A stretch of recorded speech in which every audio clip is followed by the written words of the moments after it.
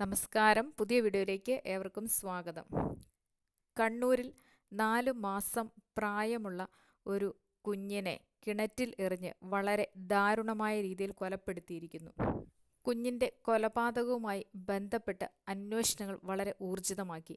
പിതാവിനെ ക്വസ്റ്റ്യൻ ചെയ്തു, മാതാവിനോട് ചോദ്യങ്ങൾ ആരാഞ്ഞു. ഇതിൽ നിന്നൊന്നും പിതാവിനും മാതാവിനും ഇതിൽ യാതൊരുവിധ പങ്കുമില്ല എന്ന് അറിയുവാനായിട്ടാണ് കഴിഞ്ഞത്.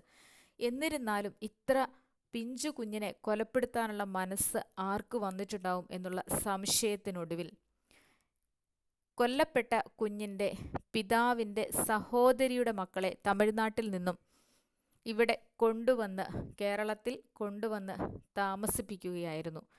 2 സഹോദരിക്ക് 2 പെൺകുഞ്ഞുങ്ങളുണ്ട്. ഈ കുഞ്ഞുങ്ങളെ കൊണ്ടുവന്ന് തങ്ങളോടൊപ്പം നിർത്തി പഠനത്തിനും മറ്റ് ആവശ്യങ്ങൾക്കും ഒക്കെ തങ്ങളാൽ കഴിയുന്നതുപോലെ കുഞ്ഞുങ്ങളെ നോക്കി പോരുകയായിരുന്നു. വളരെ നാളുകളായി ഈ കുട്ടികൾ തങ്ങളോടൊപ്പമായിരുന്നു താമസം.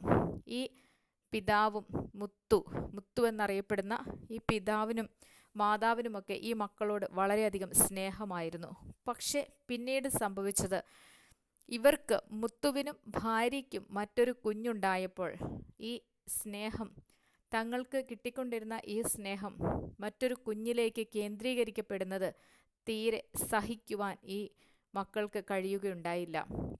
അതിൻ്റെ അനന്തരഫലമായി ഈ കുട്ടിയുടെ 12 വയസ്സുകാരി പെൺകുട്ടിയുടെ ഉള്ളിൽ മുളച്ചു വന്ന വൈരാഗ്യമാണ് ഈ പൊടിക്കുഞ്ഞിനെ കിണറ്റിൽ എറിഞ്ഞ് കൊലപ്പെടുത്തുന്നതിന് കാരണമായി തീർന്നത്. എത്രമാത്രം വിചിത്രവും ദയനീയവുമായുള്ള ഒരു സംഭവമാണെന്ന് ഓർക്കണം. കാരണം സഹോദരിയുടെ മക്കളെ അവരുടെ താല്പര്യങ്ങൾക്കനുസരിച്ച് വളരെ സുരക്ഷിതമായി പഠിപ്പിക്കാനും മറ്റ് ജീവിത ചെലവുകൾക്കും എല്ലാം വഹിച്ചുകൊണ്ട് ഈ 2 മക്കളെയും സ്നേഹത്തോടുകൂടി പരിപാലിച്ചു പോരാൻ ഈ മുത്തുവും ഭാര്യയും തയ്യാറായതാണ്. വളരെ സ്നേഹം കൊടുത്തിരുന്നു. വളരെയധികം വാത്സല്യത്തോടുകൂടി സ്വന്തം മക്കളെ പോലെയാണ് ഈ കുഞ്ഞുങ്ങളെ വളർത്തിക്കൊണ്ടുവന്നിരുന്നത്. എന്നാൽ ജീവിതത്തിൻ്റെ മുൻപോട്ടുള്ള പോക്കിനിടയിൽ ഇവർക്ക് കുഞ്ഞുങ്ങളുണ്ടായപ്പോഴാണ് ഈ ശത്രുത ഉടലെടുത്ത് തുടങ്ങിയത്. പക്ഷേ ഈ പ്രകടമായ രീതിയിൽ ഈ ശത്രുത പുറത്തേക്ക് കാണുന്നുണ്ടായിരുന്നില്ല. പൊടിക്കുഞ്ഞിനെ നോക്കുന്നതിനായി ഈ കുഞ്ഞുങ്ങളെ ഏർപ്പെടുത്തുമായിരുന്നു. അവർ വളരെയധികം സന്തോഷത്തോടുകൂടി കാര്യങ്ങളൊക്കെ ചെയ്യുമായിരുന്നു. പക്ഷേ പിന്നീട് കുറച്ച് നാളുകൾ കഴിയും തോറും ഈ കുട്ടികളുടെ പെരുമാറ്റത്തിൽ ഈ കുഞ്ഞിനോട് ഒരു ചെറിയ ദേഷ്യവും വിദ്വേഷവും പുറത്തു വരുന്നത് അമ്മയ്ക്ക് കാണാൻ സാധിച്ചിരുന്നു. അമ്മ ഇവരെ ശ്രദ്ധിക്കുന്നുണ്ടായിരുന്നു. അമ്മയുടെ ശ്രദ്ധയുടെ ഫലമായിട്ട് ഈ 12 വയസ്സുകാരി പെൺകുട്ടിക്ക് ഈ കുഞ്ഞിനോട് ചെറിയൊരു വിദ്വേഷം ഉണ്ടായിരുന്നതായി ഉദ്യോഗസ്ഥർക്ക് മുന്നിൽ മൊഴി കൊടുക്കുവാൻ സാധിച്ചു. ഈ മൊഴിയുടെ അടിസ്ഥാനത്തിൽ മുൻപോട്ട് കാര്യങ്ങൾ നീക്കിക്കൊണ്ടിരിക്കുകയാണ്. 12 വയസ്സുകാരിയെ ചോദ്യം ചെയ്തതിൽ നിന്നും ഈ പറഞ്ഞത് ശരിയാണെന്നും വളരെ സത്യസന്ധമാണെന്നും തങ്ങളോടുള്ള സ്നേഹം, മുത്തുവിൻ്റെയും ഭാര്യയുടെയും തങ്ങളോടുള്ള സ്നേഹം കുറഞ്ഞു പോകുന്നതായിട്ട് തങ്ങൾക്ക് അനുഭവപ്പെട്ടു എന്നും 12 വയസ്സുകാരി പെൺകുട്ടി മൊഴി കൊടുക്കുവാനിടയായിത്തീരുന്നു. ഇന്നത്തെ പെൺകുട്ടികൾ ഇത്തരത്തിൽ ചിന്തിക്കുന്നത് എന്തുകൊണ്ടാണ്? പെൺകുട്ടികൾ മാത്രമല്ല, ആൺകുട്ടികളായാലും ഇന്നത്തെ കുട്ടികൾ ഒരു കുഞ്ഞുണ്ടായാൽ മറ്റൊരു കുഞ്ഞും കൂടെ അതിനെ സ്നേഹിക്കാൻ കഴിയാത്ത വിധത്തിലേക്ക് പോകുന്നത് എന്തുകൊണ്ടായിരിക്കാം? കുഞ്ഞുങ്ങൾ പരസ്പരം സ്നേഹിച്ചു വളരാൻ സാധിക്കാതെ വരുന്നത് എന്തുകൊണ്ടായിരിക്കാം? വളരെയധികം സന്തോഷത്തോടുകൂടി കഴിഞ്ഞിരുന്ന ആ ഭവനത്തിന് വന്ന ദാരുണാന്ത്യം എന്നല്ലാതെ എന്ത് പറയാനാണ്? ജുവനൈൽ ഹോമിലേക്ക് 12 വയസ്സുകാരിയെ മാറ്റിയിരിക്കുകയാണ്.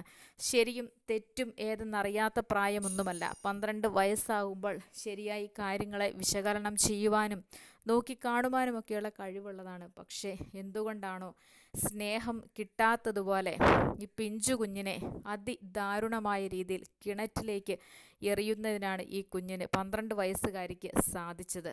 ജുവനൈൽ ഹോമിലെത്തി നല്ല നടത്തിപ്പൊക്കെ പറഞ്ഞുകൊടുത്ത് നല്ല ശരിയായ വഴിയിൽ പെൺകുട്ടി ജീവിക്കുവാനായിട്ട് ഇടയാവട്ടെ എന്ന് ആഗ്രഹിക്കുന്നു. എന്നാലും ഒരു ജീവൻ ഈ ഭൂമിയിൽ നിന്നും ഇല്ലാതെയാക്കി എന്നുള്ളൊരു കുറ്റബോധത്തോടു കൂടി വേണ്ടേ ഈ കുഞ്ഞു ഭൂമിയിൽ കഴിയാൻ? ഈ പൊടിക്കുഞ്ഞിനെ നഷ്ടപ്പെട്ട മുത്തുവിൻ്റെയും ഭാര്യയുടെയും അവസ്ഥ എന്തുമാത്രം ദയനീയമാണെന്ന് ഓർത്തു നോക്കുക. പ്രതീക്ഷിക്കാതെ തങ്ങളുടെ കുടുംബത്തിൽ നിന്ന് ഇത്രയധികം ഭീകരമായിട്ടുള്ള ക്രിമിനൽ പശ്ചാത്തലമുള്ള ക്രിമിനൽ മൈൻഡുള്ള ഒരു കുട്ടി ജീവിച്ചു പോന്നിരുന്നു എന്ന് ഇവർ ഒരിക്കലും സ്വപ്നത്തിൽ കരുതിയിട്ടുണ്ടാവില്ല. കാരണം അത്രയും സ്നേഹവും വാത്സല്യവും കൊടുത്തായിരുന്നു ആ സഹോദരിയുടെ മക്കളെ വളർത്തിക്കൊണ്ടുവന്നിരുന്നത്. ഇതിനൊക്കെ കുറ്റക്കാർ ആരാണ്? ഇതെന്താണ് മക്കളുടെയൊക്കെ മനസ്സിൻ്റെ ഉള്ളിൽ ഇത്തരം വിദ്വേഷങ്ങളും ക്രൂരമായ ചിന്താഗതികളുമൊക്കെ ഉണ്ടാകുന്നത്? തങ്ങൾക്ക് താല്പര്യമില്ല, തങ്ങളെ സ്നേഹിക്കുന്നില്ല എന്ന് തോന്നുന്ന ഇടങ്ങളിൽ നിന്ന് ഇറങ്ങി സ്വന്തം ഭവനത്തിൽ പോയി ജീവിച്ചിരുന്നെങ്കിൽ ഇത്രയും പ്രതിസന്ധികൾ, പ്രശ്നങ്ങൾ, ദാരുണമായ കൊലകൾ ഒക്കെ നടത്തേണ്ടി വരുമായിരുന്നില്ലല്ലോ. എന്തുകൊണ്ട് അതിന് സാധിച്ചില്ല? മുത്തുവിൻ്റെയും ഭാര്യയുടെയും മനസ്സിൻ്റെ നീറ്റൽ എന്നാണ് ഇനി അടങ്ങുക? 4 മാസം മാത്രം പ്രായമുള്ള കുഞ്ഞ്, ആ കൈക്കുഞ്ഞിനെ എങ്ങനെ എറിയാൻ ഈ 12 വയസ്സുകാരിക്ക് കഴിഞ്ഞു എന്നുള്ളത് വളരെ അതിശയകരമായി തോന്നുന്നു.